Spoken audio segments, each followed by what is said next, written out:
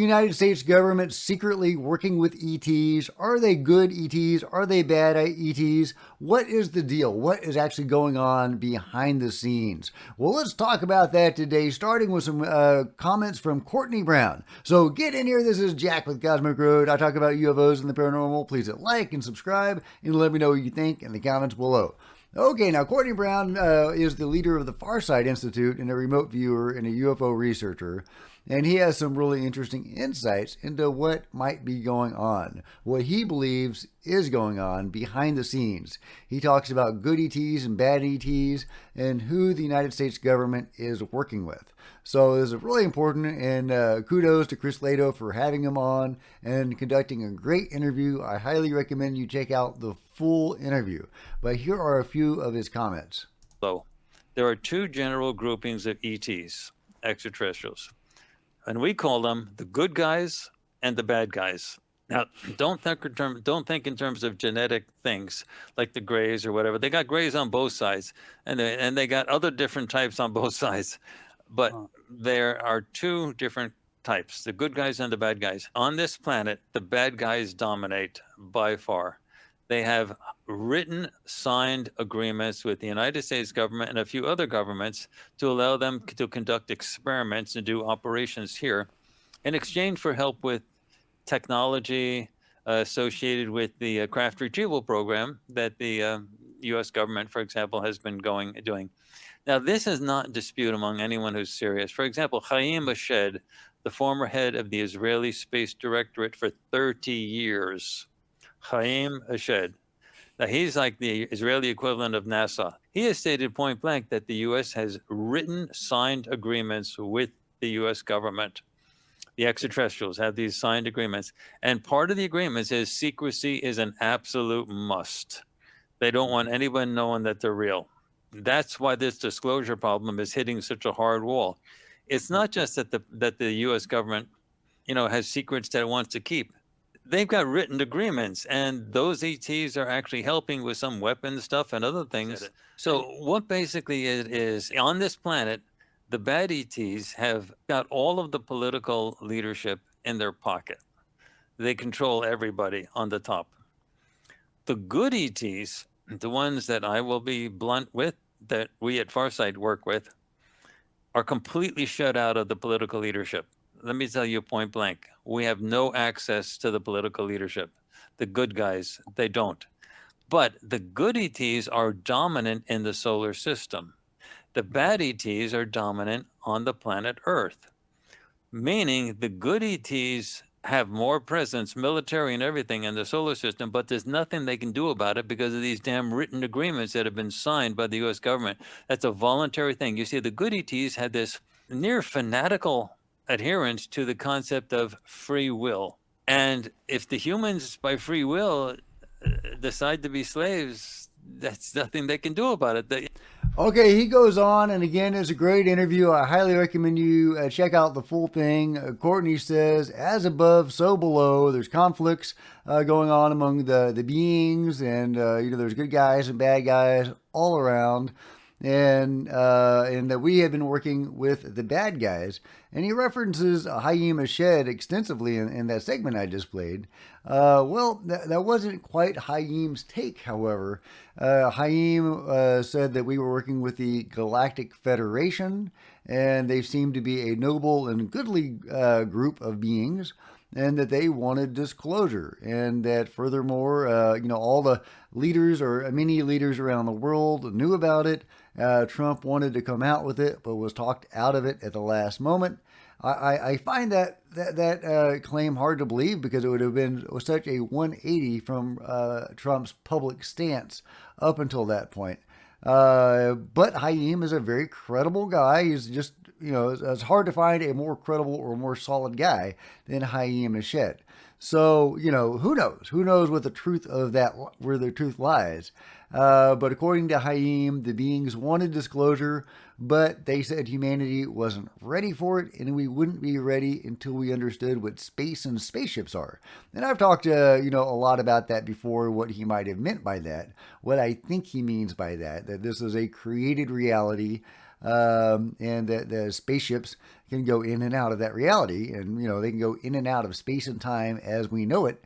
And yeah, they can time travel because by their very nature, these ships are, can go out of space and time. So yeah, so I think that's what he was referring to, what the beings were referring to. But again, about the whole Trump thing, I don't know about that information because I find that hard to believe. But who knows? Who knows where the truth lies on all of that? But Courtney definitely has some really interesting information. So let's talk a little bit more about that. Okay, this is from Jason Wild. Unveiling a Cosmic Betrayal, a deep dive into the alleged broken agreement between the U.S. government and ET beings. As a writer deeply fascinated by the enigmatic world of UFO phenomena and ET encounters, I recently found myself delving into the controversial and speculative realm of government agreements with alien beings.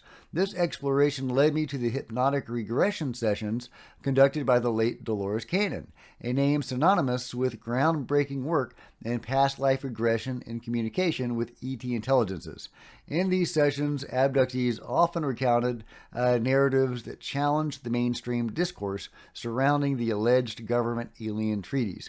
And here I have to say that I have a bias in favor of Dolores Cannon because of my own incredible encounter, including a UFO that wouldn't have been possible if I hadn't been reading Dolores Cannon. Because it was a consciousness sort of connection that I was making, and then a UFO came along a month later to verify that experience. So, and yeah, if you want to hear more about that, it's a little bit woo for a lot of you guys, but if you're prepared to dive into the weirder aspects of this stuff, check out under my playlist the video called "My Jesus Ayahuasca UFO." Yeah, it gets weird. It gets weird, but that's where a lot of this goes. Let's see. And I wasn't on ayahuasca when I saw the UFO.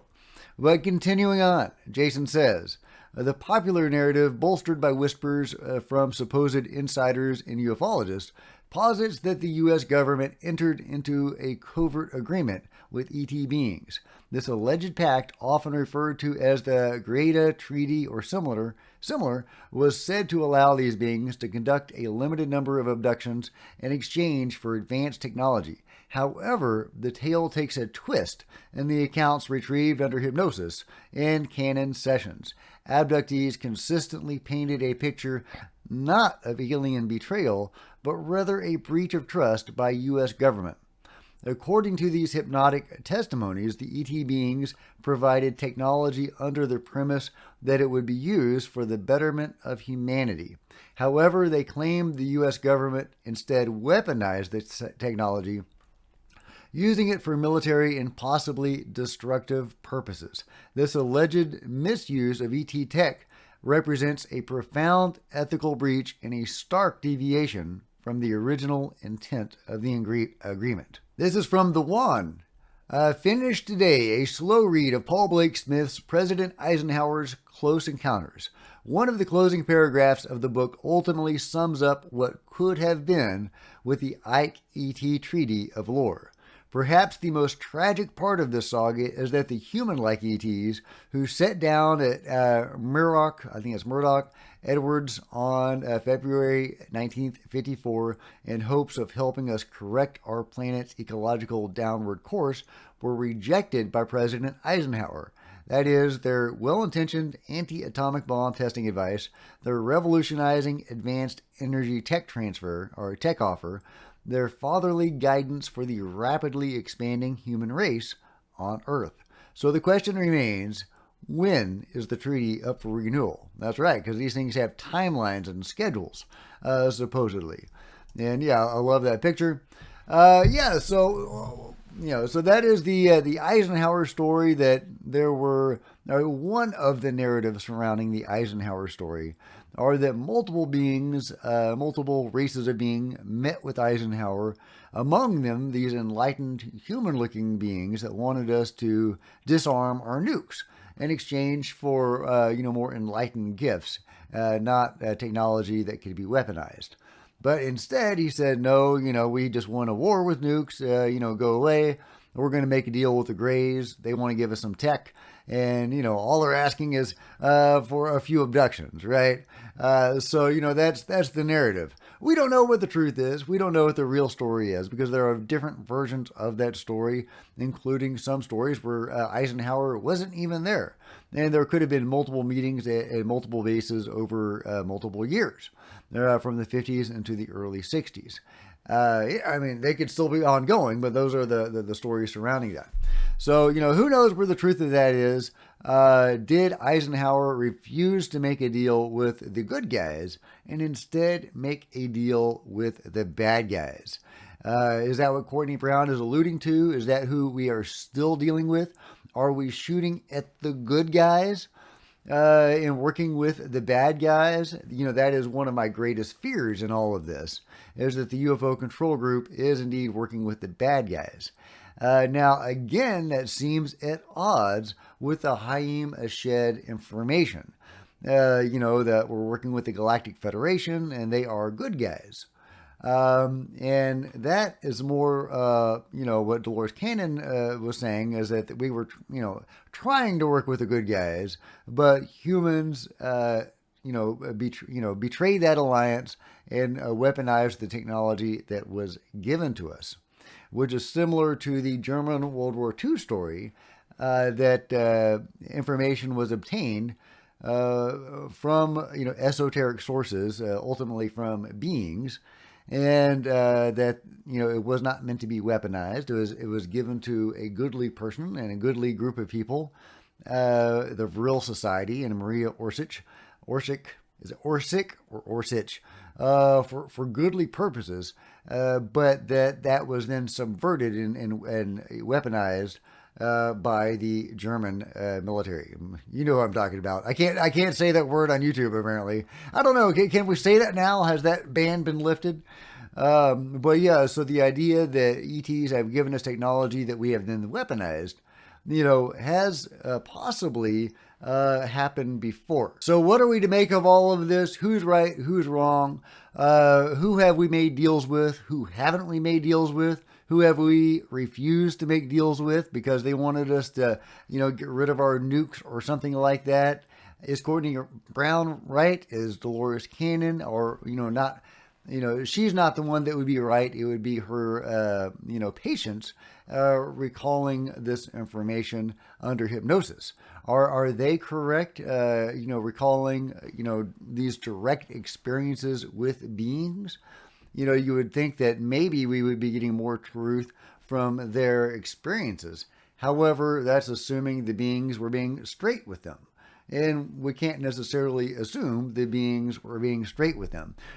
All of this would be so much easier if we could trust the beings, but unfortunately, we can't necessarily do that, despite the fact that some of them may be very good and very enlightened. So, you know, what is the real truth behind all of this? There seems to be some there. There seems to be some deals going on, and we seem to be working with some beings. And there's, you know, many witness accounts of, you know, abductees and contactees being taken by the beings that then see the beings working side by side with military and government officials. And there are many, many of those stories. And, you know, there's a lot of other details besides. There's whistleblowers from Area 51 saying that, yeah, they had survivors from a crash working with them, helping them to build training devices. Were those survivors captives? Were they free? Did that lead to greater contact? You know, we don't know. I would love to know. So let me know what you think about all this in the comments below. And if you've enjoyed this video, please give me a big thumbs up. I sure would appreciate it. Smash the subscribe button and the bell to be notified of future videos. You don't want to miss a thing. Join me on social media. There's Facebook and Twitter links below. I'd love to see you guys there. If you wanted to support Cosmic Road in an even bigger way, please consider grabbing a t-shirt in the merch store below or by becoming a channel member. Channel members are rock stars, and I really appreciate you guys' support. Thank you. Also, channel members frequently get to see videos hours ahead of everybody else. Meanwhile, there's plenty of other videos to check out on the channel, and I'll see you guys next time. This is Jack with the Cosmic Road, signing out.